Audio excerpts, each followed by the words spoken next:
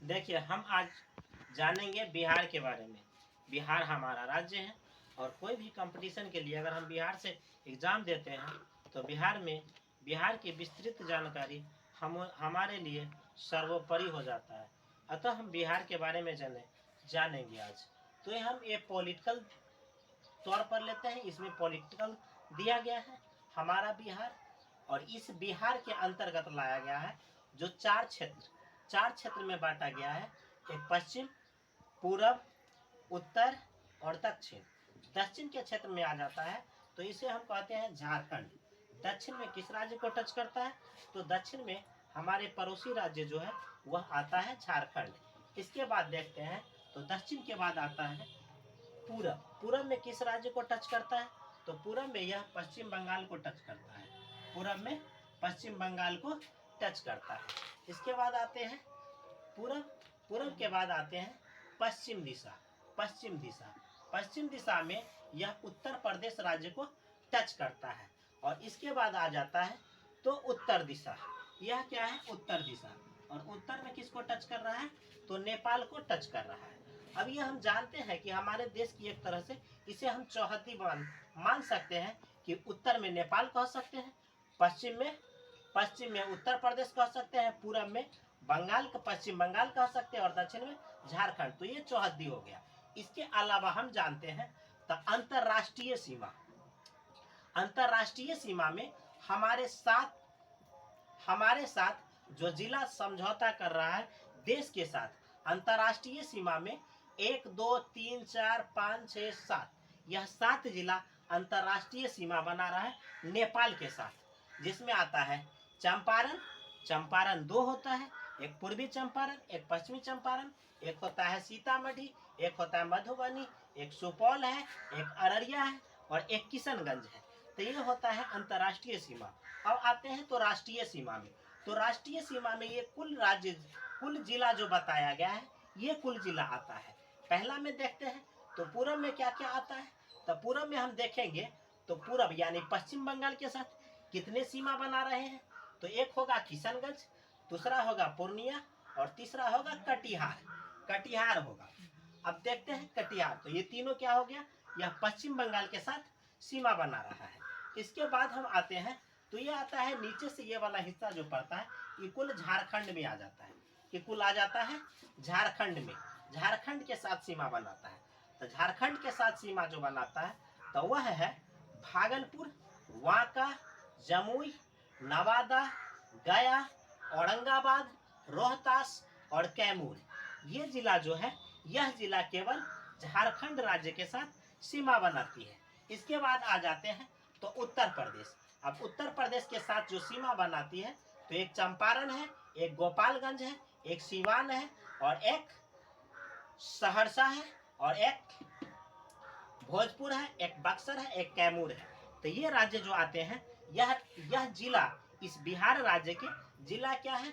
तो पश्चिम में ये जिला इनके साथ समझौता बनाता है उत्तर प्रदेश के, और झारखंड के साथ ये बनाते हैं ये जिला। और कुल जिला जो आ जाता है, यह कुल जिला जो समझौता बनाता है वह 11 जिला है। तो 11 जिला में राष्ट्रीय सीमा बनाती है और अंतर्राष्ट्रीय सीमा में 7 जिला आता है। कुल 18 जिला आ जाते हैं। इसके बाद हम आते हैं तो वो पॉलिटिकल थे। अब पॉलिटिकल में देख लेते हैं हम। पॉलिटिकल में एक पहाड़ आती है जो पहाड़ मध्य प्रदेश से शुरू होती है और मध्य प्रदेश से होते हुए बिहार के गया जिला तक आती है।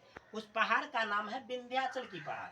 और विंध्याचल की पहाड़ वहां से 2-3 नदियां निकलती है, जिसे हम कहते हैं सोन, पुनपुन, फल्गुन, कलहन, कर्मनाशा, ये नदियां इत्यादि निकलती है। तो इस तरह से हम जानते हैं। तो यहाँ एक नदियां है, ये नदियां है।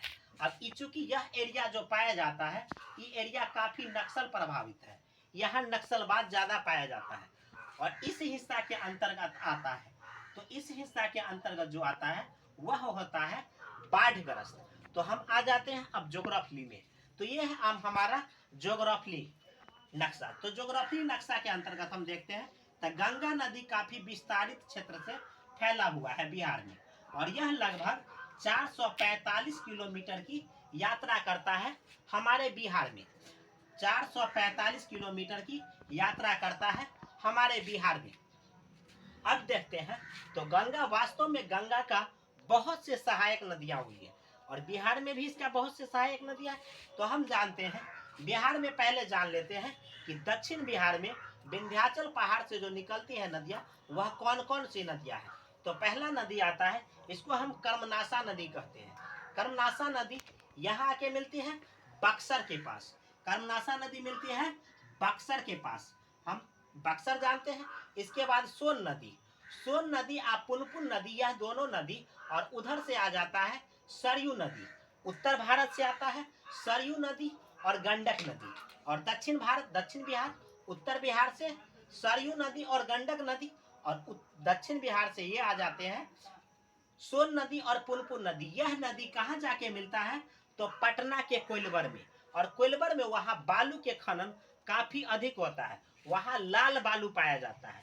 अतः हम मकान जब बनाते हैं तो कोइलवर में लाल बालू का इस्तेमाल, कोइलवर वाला लाल बालू का उपयोग हम लोग करते हैं, जो कहाँ मिलता है, पटना के कोइलवर से प्राप्त किया जाता है। तो ये हो गया सोन नदी। अब देखते हैं ये पुनपुन नदी। पुनपुन नदी यह हाजीपुर के आसपास आकर के मिलते हैं। फल्गु नदी है और कर्मनाशा नदी है। तो ये गंगा के सहायक नदियां हैं।